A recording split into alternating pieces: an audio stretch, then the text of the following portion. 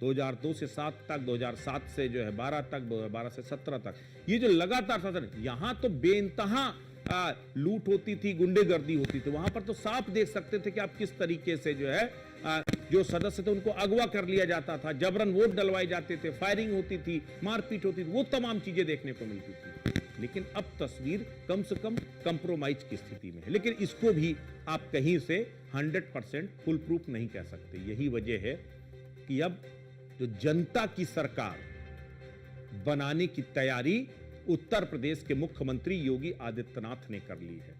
यह तैयारी इसलिए बेहद अहम है क्योंकि 2026 में पंचायत के चुनाव आने वाले हैं और इसीलिए इन सब विसंगतियों को देखते हुए अब यूपी की जनता मुखिया नंबर 1 का चुनाव खुद करेगी।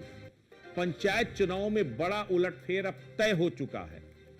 पंचायती राज मंत्री ओम प्रकाश राजभर इस नई व्यवस्था को जमीन पर उतारने की कवायद शुरू कर चुके हैं। मुख्यमंत्री योगी आदित्यनाथ, गृह मंत्री अमित शाह, प्रधानमंत्री नरेंद्र मोदी सबसे मिलकर के ओम प्रकाश राजभर ने इस पर सहमति बनाने की कोशिश की है। और मुख्यमंत्री योगी आदित्यनाथ तो पिछले कार्यकाल में भी चाहते थे कि पंचायती राज व्यवस्था में यह बदलाव आए, लेकिन वो नहीं हो पाया। ऐसे में इस बार प्रस्ताव, ये जो मसौदा है वो पूरी तरह से तैयार है और लगभग उस पर सहमति भी बन गई है। अब अगर राज्य से सहमति के साथ प्रस्ताव केंद्र को भेजा जाएगा तो अगर इस पर मंजूरी मिल जाती है तो केवल उत्तर प्रदेश वो राज्य बनेगा जो पंचायती रिफॉर्म का सेंटर बनेगा। लेकिन उत्तर प्रदेश के जरिए पूरे देश के पंचायती राज सिस्टम पर सुधार हो सकता है, बदलाव हो सकता है, क्योंकि मुख्यमंत्री योगी आदित्यनाथ वैसे भी हर उस रिफॉर्म के लिए जाने जाते हैं, हर उस जो है विसंगतियों को दूर करने के लिए प्रतिबद्धता जताते रहे हैं। उन्होंने जीरो टॉलरेंस केवल कहा नहीं बल्कि उसको इंप्लीमेंट किया और इसमें रह रह करके आने वाली विसंगतियों को दूर करने का मन वो लंबे समय से बना चुके हैं। और यही वजह है कि इस प्रस्ताव पर कभी भी मुहर लग सकती है। इसका मसौदा तैयार हो चुका है और केंद्र के पास भेजा जाएगा। और अगर केंद्र की सहमति मिल जाती है तो जैसे देश में सांसद और विधायकों को सीधे जनता चुनती है, वैसे ही ब्लॉक प्रमुख और जिला पंचायत अध्यक्ष का चुनाव भी आम जनता के वोट से होगा। के पूरी तैयारी कर रहे हैं। 4 बार मुख्यमंत्री जी से इस प्रकरण को लेकर मिल चुका। उन्होंने 4 बार सहमति दी। अमित शाह जी से मिला, उन्होंने भी सहमति दी है और 1 बार प्रधानमंत्री जी से मिला हूं, उन्होंने भी सहमति दी है। हम लोग पूरी कोशिश में हैं कि धनबल और बाहुबल को दूर करने के लिए सबसे अच्छा तरीका जनता से चुनाव हो जाए। के पूरी तैयारी कर रहे हैं। 4 बार मुख्यमंत्री जी से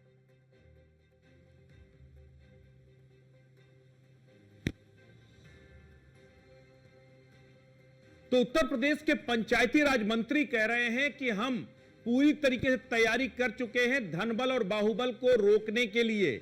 धनबल बाहुबल के प्रयोग से जो पंचायती राज व्यवस्था आहत हो रही थी उसके लिए हम ये तमाम कोशिश कर चुके हैं और अब मसौदा तैयार है। और इसको लेकर उन्होंने कहा, गृह मंत्री से भी हमने बात किया, प्रधानमंत्री से हमने बात किया, सब इस पर तैयार है। ये जो तस्वीरें हैं ना, ये पिछले उस पर किस तरह से प्रोटेस्ट होते थे, किस तरीके से इसका जो है विवाद होता था, वो तमाम तस्वीरें इसकी गवाही देती है। जिला पंचायत अध्यक्ष और क्षेत्र पंचायत अध्यक्ष यानी ब्लॉक प्रमुख का चुनाव सीधे अगर जनता से होता है तो इसमें कोई शक नहीं है कि इससे डिग्निटी बढ़ जाएगी, इससे इस पूरे जो पंचायती राज व्यवस्था इसका मान बढ़ेगा। लेकिन कुछ चुनौतियां भी हैं। उसमें एक चुनौती यह भी है कि राजनीतिक ध्रुवीकरण को बल मिल सकता है।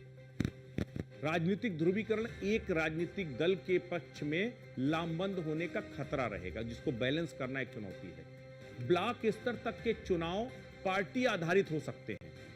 इसके साथ ही बड़े पैमाने पर खर्च और प्रचार बढ़ जाने की भी खतरा है। इससे चुनाव महंगे हो सकते हैं। क्योंकि फिर जो प्रत्याशी खड़ा होगा वो चुनाव जीतने के लिए पूरा जोर लगाएगा और गांव तक उसको कैंपेन करने पड़ेंगे और इस पे चुनाव महंगा हो जाएगा।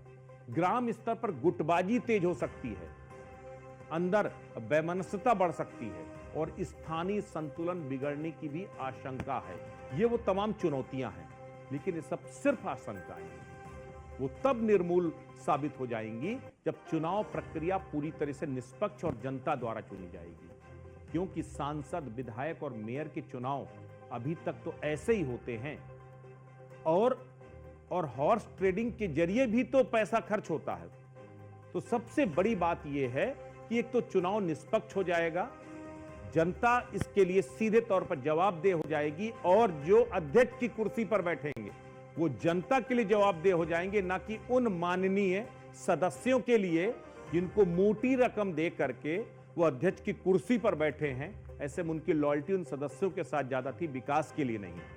तो जो गांधी जी का सपना था कि ग्राम स्वराज तब आएगा जब पंचायत राज की व्यवस्था पूरी तरीके से समृद्ध होगी और निष्पक्ष होगी, तो उसी तरफ उत्तर प्रदेश ने बड़े कदम बढ़ा दिए हैं। आप सब खुद देखिए कि जरूरी क्या है, क्या पंचायती राज व्यवस्था में बदलाव होना चाहिए या नहीं। फिलहाल मुख्यमंत्री योगी आदित्यनाथ ने इसकी एक बड़ी पहल जरूर कर दी है। नमस्कार।